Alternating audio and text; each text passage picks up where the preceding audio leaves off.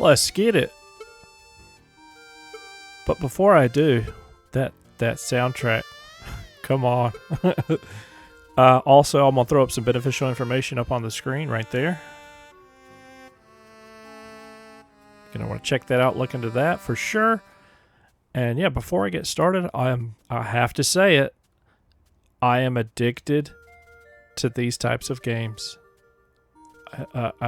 I don't know the complete reason, but good gosh, am I addicted to them. And I'm playing another one. Here we go. Chapter 1 this time. I had Mothman, 1966, I believe it was. It was the prologue that they let you play, and then it skipped to chapter 2, and they let you play that too. Beyond that, I don't know if you get to play even more in the demo, but in this one, they're doing chapter 1. Maybe they'll skip to chapter 3 and let you play that too. But here we go. Jimmy. Also, I'd like to mention that these games do have full controller support, but I am not using a controller. Usually I really like using a controller, but for these types of games, I figure keyboard and mouse. That way I could just use one button, you know? I like that sound effect. Listen to that. It's gone. Christine, truth or dare? The question takes you by surprise. I don't know why you ask him. He always makes the same choice. Oh, dare, come on. What did I tell you, huh? As hard as it is to admit Doug is right, dare always was the easy option for you. Christine bites her lip. Let's see. I know. You're going to try Doug's new game. Huh? Oh, I like that picture.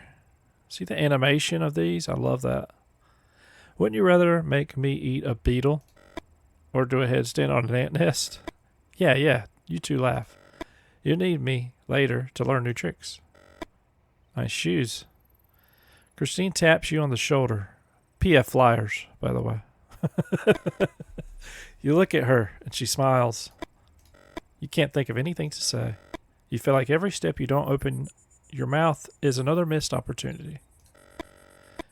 Oh, and I turned the text speech almost all the way up. I really like how fast it comes out at this pace. And you know what? And you know that when you go to sleep and run the conversation in your head, 1,000 things you could have said to her will come to you? You think you hear someone whistling. Are you imagining things now? You're still bothered about yesterday? Why didn't you wait for Doug and Christine to arrive? What did you want to prove? You think to try of something else?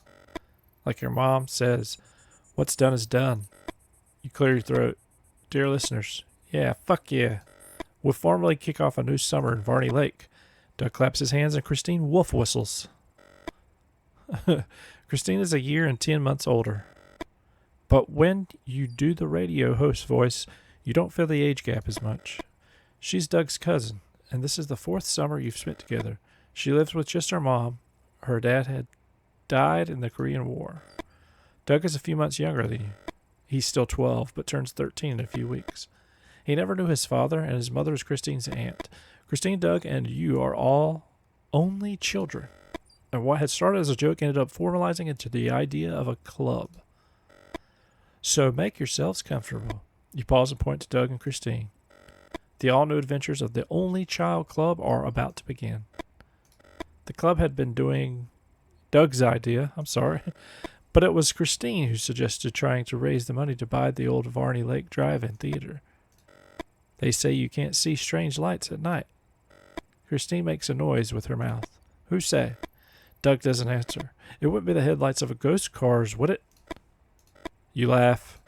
Doug takes a deep breath and shakes his head from side to side. People died in that fire. Real people. Can't you see his face, Jimmy? He's fucking with you. Doug laughs and makes some faces at you. You let out a laugh and threaten to punch him in the stomach. You get to the old sycamore tree and try to erase the memory of that time when you chickened out of kissing Christine. Jimmy? There. It all started 2 summers ago. Doug had shown you a book full of old tricks that he was obsessed with. He wouldn't tell you where he found it. The book had lots of tricks and described games with cards, dice, matches.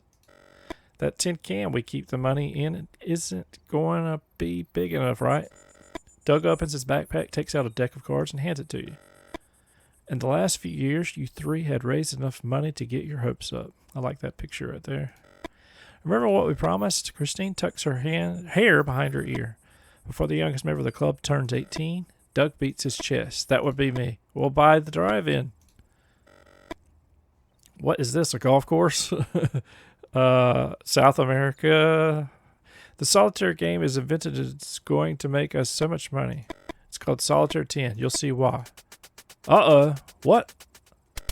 The idea is to start from the card you turn over and try to add cards to get 10. 10? But isn't Jack worth 11? Yes, the Jack 11, the Queen 12, and the King 13. So, Doug pauses before revealing the key to his creation. Depending on the color of the card you turn over, cards you choose from the board will either add or subtract to the total. Try as you might, you find it hard to follow Doug's instructions. Doug seems to realize this and secretly needs you to wait. If the first card is red, red cards will add to the total and black cards will subtract. Okay, red add, RA, black subtract, BS. And if it's black, black cards will be the ones that add and red cards the ones that subtract. What? And what happens if you can't reach 10? You turn over a new card and continue with that one. Christine remains silent. She seems to be about to say something, but in the end she doesn't.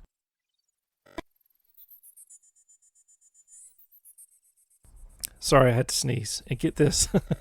Doug can't hide his excitement. If you reach 10 using all the 10 cards available, you shout Super 10 and win outright. Doug taps you on the shoulder. You make a Super 10 and I give you a dare. Alright, well, let's just get started. If you run out of cards to turn over and you can't make 10, we count the cards in the pot and that's your final score. Alright, select a card.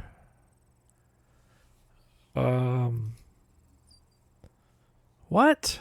Sure. Let's just go to the King.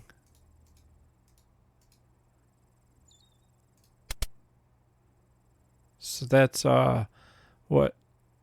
10, 11. Jack is 11. Queen is 12. And King is 13. So that's 25. Okay. In turn. Add some. The cards have added up to 10. Okay, I'm way off. Math was never your thing, Jimmy. What do you want me to do now? I don't understand this. Come on. Let's go King again. 12.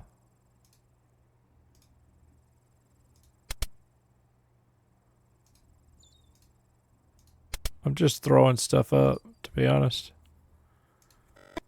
Cards have added up to 10. Math was never your thing. What do you want me to do? Come on, man. I'm not going to sit here and fiddle with something that I don't remember. There's no way. What does it need to add up to? I have no idea. So here's what I'm going to do. I'm going to hit this exit button. Stop playing. You can't focus on the game? Not that impressive, huh? Nope. Cousin, now what? Christine seems to enjoy the situation. There's an easy way to make a Super 10. Oh, a 10. No, how? Well, I had a 10. Come on. Christine starts explaining something, but you stop paying attention. You hear a whistling sound that makes your gut clench. You see Brandon in the distance, and your heart starts to race. They're looking for you. Guys, I fucked up. Okay, I'm going to stop playing right here because I want to leave you wanting more of this demo. I will throw up the beneficial information that I put at the beginning of the video right there. So you're going to want to check that out, look at that, look into that. And I definitely recommend this game. This was a little bit better than Mothman 1966 in my opinion. But it's not, it's just a slight edge. This was the newer game of the two, so I feel like they got better, you know, with their writing or whatever. But yeah, if you like what you see, consider liking and subscribing for more content just like this, where we play both new old games you may not know about, as well as deals you may not know about, in genres that you might just not know about. This was Varney Lake. The demo